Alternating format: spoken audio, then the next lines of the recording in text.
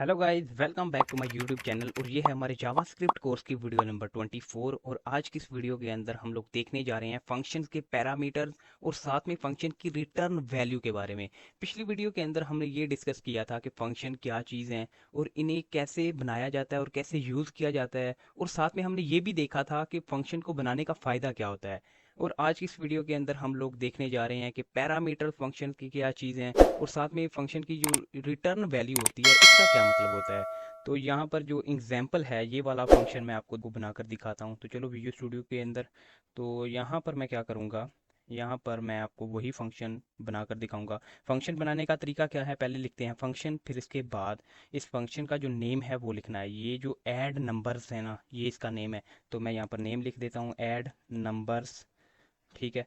और इसके बाद यहाँ पर फंक्शन पैरामीटर्स लेगा। ठीक है। पैरामीटर्स यहाँ पर ए और बी हम कह लेते हैं कि इसने पैरामीटर्स लिए। अब इसके बाद ये फंक्शन कोई वैल्यू रिटर्न करेगा ना, तो ये वाली वैल्यू यहाँ पर रिटर्न होगी। रिटर्न लिखने के बाद ए प्लस बी लिख देते हैं। ये फंक्शन क्या करेगा, इन दोनों पैरामीटर्स को यहाँ पर जो भी वैल्यू आएगी उससे क्या करेगा, जमा करेगा। और जमा करने के बाद उनका जो सम होगा ना उसे रिटर्न कर देगा। अब इस फंक्शन को कॉल करते हैं। देखो अभी तक इस फंक्शन को जब मैंने कॉल नहीं किया तो कंसोल बिल्कुल खाली है। जब मैं इसे कॉल करूंगा इसके बाद क्या होगा, आइए देखते हैं। ऐड नंबर लिखूंगा।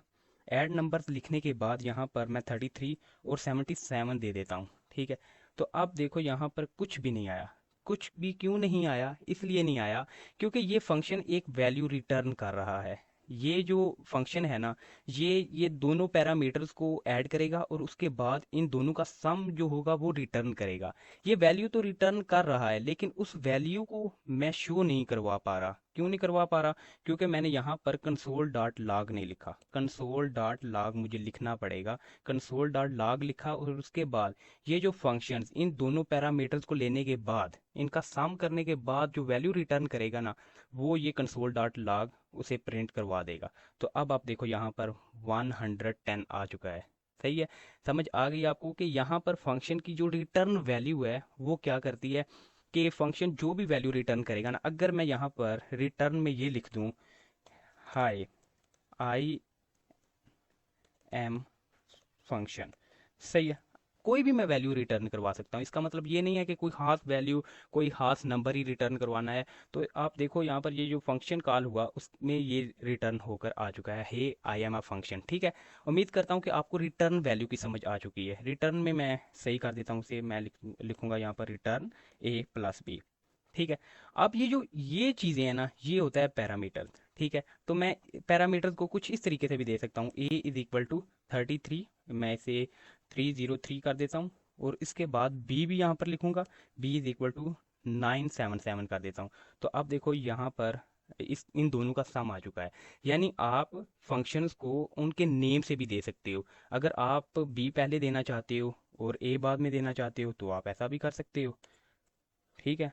तो अब भी आप देखो ये फंक्शन सही तरीके से रन कर रहा है। आप कितने भी पैरामीटर्स लेना चाहो फंक्शन के अंदर ले सकते हो। यहाँ पर आप सी भी ले सकते हो। ठीक है। आप सी को भी आप प्लस करोगे और यहाँ पर आप सी पैरामीटर भी दे दोगे। ठीक है। आप इसे 99 दे दो। तो ये 3 नंबरों का सम आ गया है। ठीक है। उम्मीद करता हूँ कि आपको ये भी समझ आ चुकी है। लेकिन अगर आपने यहाँ पर ए बी सी नहीं लिखा तो आप जो पहला पैरामीटर दोगे और दूसरा पैरामीटर दोगे और तीसरा पैरामीटर दोगे ना, वो रिस्पेक्टिवली ये होंगे। यानी ए की वैल्यू 66 होगी क्योंकि ए यहाँ पर पहले पर लिखा हुआ है। ठीक है। अगर मैं यहाँ पर कंसोल डॉट लॉग करके दिखाऊँ आपको, कंसोल डॉट लॉग, और यहाँ पर लिखता हूँ ए इज इक्वल टू, और फिर यहाँ पर ए की वैल्यू, और फिर ऐसे ही बी और सी के लिए करता हूँ। मैं यहाँ पर बी लिखता हूँ और साथ में यहाँ पर भी बी, यहाँ पर सी और यहाँ पर भी सी। तो अब आप देखना यहाँ पर ए बी और सी की वैल्यूज़ भी प्रिंट होकर आ चुकी हैं। उम्मीद करता हूँ कि आपको फंक्शंस के पैरामीटर्स और रिटर्निंग वैल्यू की समझ आ चुकी है। वीडियो अच्छी लगी वीडियो को लाइक और चैनल को सब्सक्राइब लाजमी करना।